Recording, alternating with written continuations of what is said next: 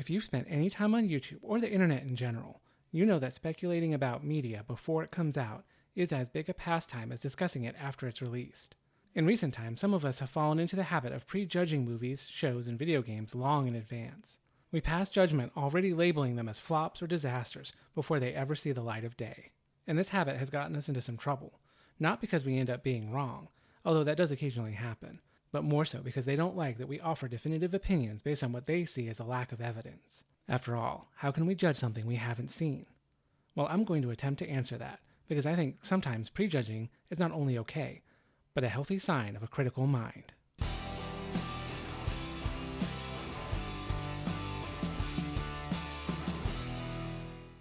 Now, before I get too far into the woods here, let me clarify that I don't believe all cases of prejudgment are good.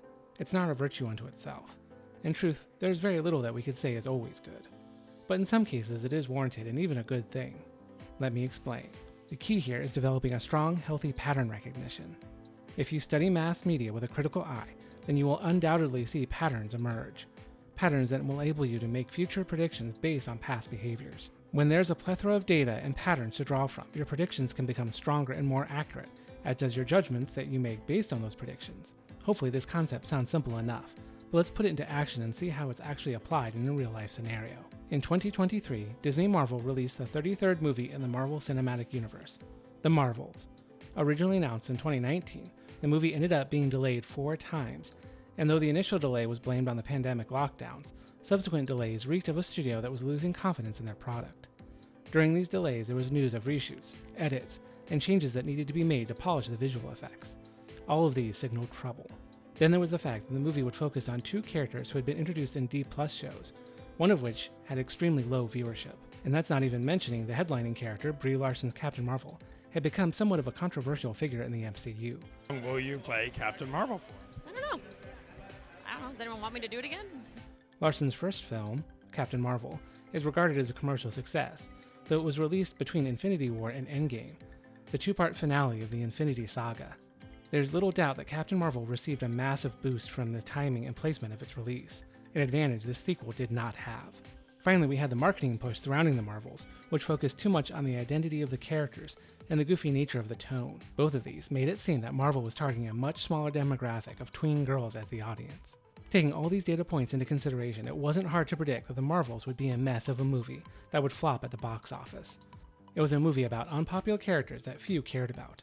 Kamala Khan, no matter how unique and diverse she is, hasn't found an audience despite Marvel featuring her in over 80 comics, including 3 solo runs, and her own TV show. And as predicted, The Marvels was a commercial disaster, making only $84.5 million domestic on a budget that was likely north of $220 million. We weren't wrong to detect the warning signs and speak out about them, just like we weren't wrong about Amazon's Rings of Power show. A slipshod adaptation of J.R.R. Tolkien's Middle-earth saga, there were signs that the Rings of Power was in trouble right from the start. First, we knew that Amazon only had the rights to the appendices of The Lord of the Rings, so the bulk of the story and characters were off limits to them.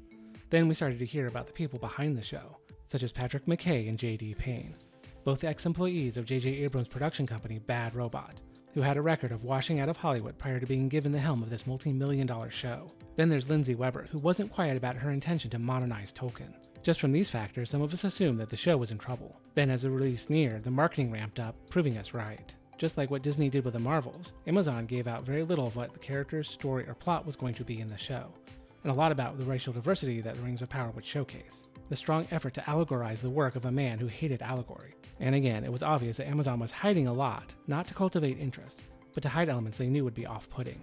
When Rings of Power finally arrived, it was a tortured misrepresentation of The Lord of the Rings that bared little, if any, resemblance to its source material. What was there was a clunky, boring, meandering dumpster fire of bad intent and execution. Though Amazon would widely tout the large viewership numbers for the 2 premiere episodes, we would later learn that there was a steep drop-off as the show went on, and just over a third of the people who started it actually finished it. I was one of those who stuck it out to the very end, just so I could confidently and honestly report that my doomsaying going in was just as true and accurate coming out. And this is why I have absolutely no hope for the Season 2 of Rings of Power. The showrunners and executives clearly learned nothing from the failure of the first season, as they have doubled down on the identity politics behind the scenes, are continuing to pursue vapid, nonsensical storylines, and perhaps the best of them all, they continued filming through the Hollywood strikes when the showrunners themselves weren't even on set. So yes, I will prejudge and say with full confidence that the Rings of Power Season 2 will be another disaster. It will be worse than Season 1, and I encourage everyone to save their time and brain cells and avoid it altogether. And that's the final point. As you develop your pattern recognition, apply some critical thinking, and hone your predictive capabilities, you can end up saving yourself and others a lot of time, money, and perhaps even a media-induced coma. That is why prejudging can and should be used when done correctly.